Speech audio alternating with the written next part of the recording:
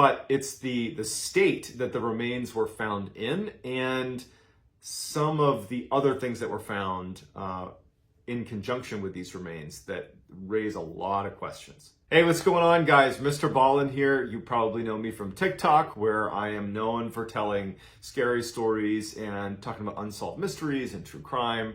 But if you are not coming from TikTok, and I'm starting to see a trend that actually a lot of people are just finding me on YouTube, which is really cool. I was a Navy SEAL for a couple of years. I was actually medically retired in 2017. And I started making content about my military experience, mostly on Instagram. And then I joined TikTok in the early part of this year. And at some point, I just wanted to try something new and wanted to try a different content style. So I posted about an unsolved mystery, which is the Dyatlov Pass incident. It's about a bunch of hikers that disappeared in the mountains of in Russia, and no one really knows why. And it takes off, and it's something that I just am really interested in. I think unsolved mysteries are fascinating. I find myself almost as a hobby researching this stuff. And it was cool to finally have a place where I could actually create content around unsolved mysteries and true crime and kind of scary stuff. And TikTok was the place. But what I'm trying to do is transition over to YouTube, where I can tell longer versions of these stories and get a little bit more in depth. And so I have committed to posting at least one of these types of videos on YouTube a week. And I hope that you will subscribe and you will follow along, because right now my YouTube skills are very low. Admittedly, I'm pretty good at TikTok. I'm pretty bad at YouTube, but I'm gonna get better. I would also love it if you guys have suggestions for videos that you pass them my way, either in the comments of the video, or you can shoot me a DM on Instagram. My handle is John B. Allen 416. So John Ballin 416. Shoot me a DM and I'd love to hear your feedback. So today we're gonna talk about one of the more well-known unsolved mysteries, and it is the very strange disappearance of two college students from the Netherlands who go to Panama, and they've saved up all this money to go on this trip. Like, they were working in a cafe for the 6 months leading up to this trip that they were going to finance mostly themselves. They had mapped out all these different places they're going to go in Panama. It was going to be like part vacation, part like mission trip, where they were going to be helping out with different charities in the different villages they go to, but also enjoying the travel. These girls were very close. They were highly intelligent. They were just wonderful, smart people. And they were really excited about this trip. And they go to Panama, and the first couple weeks go without incident. And at some point, things take a very significant turn for the worst. And so let's dive in. On March 15th, 2014, Chris Kremers and Lisanne Vroon, who were both Dutch college students, head to Panama for a 6-week-long part vacation, part charitable giving trip. They had mapped out these 6 weeks really diligently. They planned to do lots of traveling and exploring, and then also they were going to be working with different charities along the way as they went all over Panama. And they were really excited about it. They had even worked for the 6 months leading up to this trip at a cafe to raise additional money for this trip. So March 15th, they arrive in Panama. The first 2 weeks they're there go beautifully. They do some traveling, they're working with different charities, and everything is going to plan. And then by the second week, they arrive in a little town called Phuket, and they stay at this hostel. So that's like a group living situation. It's pretty common amongst travelers all over the world, where to save money, you'll crash at these almost like dorms, where other travelers and people will stay in the same room as you. 2 weeks in, they're in Phuket and they're living in this hostel. So on April 1st, they're in Phuket, and they want to go on this fairly significant hike, which is going to be around this massive volcano called the Baru volcano. Up near, I guess, the summit of the volcano, there was this amazing overlook where if you climbed up to it, you could get a beautiful 360-degree view of the entire area. Vroon and Kremers decide they want to go hike up to that overlook. They were experienced hikers, but realistically, I don't think they were taking this hike particularly seriously. It was a hike that was traditionally a guided hike, meaning usually you went and did this with a local who could make sure you didn't leave the path or, fall where you didn't know there was a cliff or something. They opt to do this on their own. So they head out, and they bring the hostel owner had a dog and they decided to bring that dog along with them. It was a very friendly dog. So Kremers, Froon, and the dog head off for this hike up this volcano. They had a digital camera with them, in addition to water, and they had their phones, they had all the different kind of basic supplies. They had a camera, and so this is important because they take a bunch of pictures as they begin this journey. So that night, the dog returns to the hostel, but the girls aren't with the dog, and so this alerts the owners of the hostel. But they search the area, like I guess the immediate area, for the girls. They can't find them, and they decide, we'll just wait until the morning and see if they turn up. The next morning, they don't turn up. Additionally, the parents of the girls, they were used to getting very regular text messages from these girls to kind of let them know that everything was okay, and the text messages stopped. And so that alerted the parents as well by the second day after they've gone missing. And so authorities are alerted. Search crews were organized on foot for the first day. So April 2nd, there are search crews all over the place looking for these girls. Can't find anything. The next day, they set up aerial search teams. They're scouring the jungle looking for signs of these girls. No sign of them. The search continues, and then on April 6th, the parents of Kremers and Froon, they arrive in Panama. They immediately offer a $30,000 reward for any information about their daughters, which is a ton of money in Panama. It's roughly equivalent to about $500,000 in a developed country. I mean, with 30,000 US dollars in Panama, I mean, you could buy land, you could buy a house, you could start a business. I mean, this is big money. And considering many people, especially in that area, were day laborers that were working for like less than $10 a day. I mean, you would think that that type of reward for just information about these girls would incite hundreds of people to just on their own go looking for these girls. And if you consider too that, I mean, this is a small town. I mean, news travels fast. This is the area they probably grew up in. They know the area really well. The idea that with an amazing incentive, the financial incentive, and just the fact that they know this area really, really well, it was odd that nothing was turning up. There were no leads coming in. 3 months go by, and there is not a sign of these girls anywhere. They have vanished. There's no leads. Nothing's been found. Obviously at this point, the family and investigators have pretty much accepted that they're probably deceased at this point, but they're looking for them. They want to know what happened. And a local woman finds Froon's backpack, her blue backpack, 5 miles away from where the girls were supposedly hiking, or where they had intended to hike. Navigating a jungle is exceptionally difficult. Even with the right equipment, even knowing what you're doing, the travel is so slow. Cutting through the growth on the ground, there's animals to contend with, even though it's incredibly moist, and there's lots of moisture in a jungle, the water oftentimes can't be drank. So the risk of dehydration is really high. The jungle that they were in was incredibly mountainous. And so in addition to just navigating a jungle, you're dealing with pretty significant elevation changes. I mean, it is a treacherous place to be navigating, absolutely treacherous. And for them to have moved 5 miles through dense jungle it's incredible. That is almost unbelievable. But nonetheless, their backpack is found, 5 miles away. In addition, the woman who found the backpack, she was a local woman, and she said, I'm out in this area a fair amount, and I've not seen this backpack. I saw it today, and I picked it up and reported it. But it just means that the backpack probably had not been sitting there for very long. It had been probably placed there within the past couple of days, let's say, which doesn't really provide that much clarity, but it adds to the kind of intrigue around what actually happened.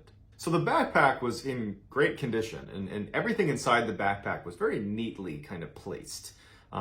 It looked like someone had very intentionally placed everything in the bag, zipped it up neatly, and put it down by the riverside to be found. It didn't have the look and feel of a backpack belonging to two missing people in the Panamanian jungle that's been missing for the past 3 months. It looked like it had just been grabbed off a shelf, put some stuff in it, and put down. But either way, inside there was, their sunglasses, there was a water bottle, there was some underwear that was in there, and their digital camera was in there, which is going to be really important. And both of their phones were in there, another really important part of this investigation. So when the initial search was conducted, it was done with a focus on the volcano area, because that's the last place the girls had been, at least as far as everybody understood. But now that they found this backpack 5 miles away, they had a new area to search. And so they start searching around the area around the backpack, and they quickly find some of the girls' clothing neatly folded on the side of a river, but no sign of the girls. And then another 2 months go by, and they finally locate in the same rough area that the clothes and the backpack were found. They actually discover some of the remains of the girls, that DNA confirms it was them. But it's the state that the remains were found in, and some of the other things that were found in conjunction with these remains that raise a lot of questions. So of the remains that were found, DNA proved that some of them were Chris Kremers and Lisanne Froon. DNA also showed that mixed in with some of the bone fragments and pieces of remains that were found were at least 3 other people's remains. So we're talking about 5 people's remains in the same area. Also, interestingly, scientists were able to look at the bones, and there were no scratches on the bones. So that's important if you think about it, because their bones were found all over the place. They had been, broken apart, right? Well, if an animal had been responsible, there would have been scratches all over the bones, because they would have broken the bones that way. Without those scratches, the only other way it could happen is if they've basically been pulverized, basically broken with like blunt force. So obviously something horrible has happened to these 2 girls, but their remains really only show investigators that the women had died. It doesn't show how they died or really anything. And so investigators needed to look at the other evidence to try to get a better sense of what actually happened. And so they look at the phone records, and they can tell that on April 1st, when they started this hike initially, there is a string of distress calls that are sent within like an hour of the hike starting. So whatever happened to these girls happened almost immediately on their hike. None of those calls connect. Over the course of those first 4 days, as they're trying to reach help via their cell phone, nothing's connecting, and then Froon's phone dies. Kremer's phone does not, and they or she begin turning it off and then turning it on sporadically to try to get reception. On April 6th, something interesting starts to happen. Somebody was trying to access Kremer's phone. There was multiple failed login attempts, and it got to the point where you weren't even allowed to input any more codes. It was just like locked, the phone locked. So somebody was unable to get into the phone. From April 7th to April 10th, there were 77 calls attempted, distress calls attempted. And then on April 11th, the phone died, and that was it. So in addition to the phone, they started looking at the camera. And so when you look at all the pictures they took, the beginning of the camera roll is this wonderful, montage of these 2 girls having this great time hiking up this volcano. And then as night begins to fall, you can tell that their expressions begin to change a little bit. It looks like you could begin to see that maybe something was wrong. Perhaps they're lost. We don't really know.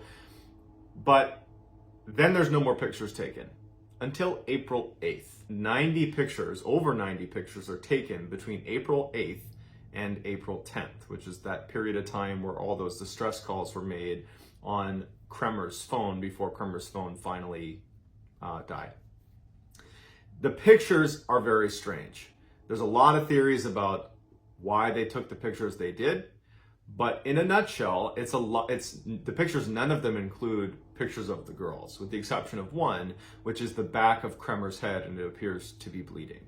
The rest are shots of the landscape, and they're all taken in total darkness. So they're in the middle of the jungle in total darkness, taking these pictures.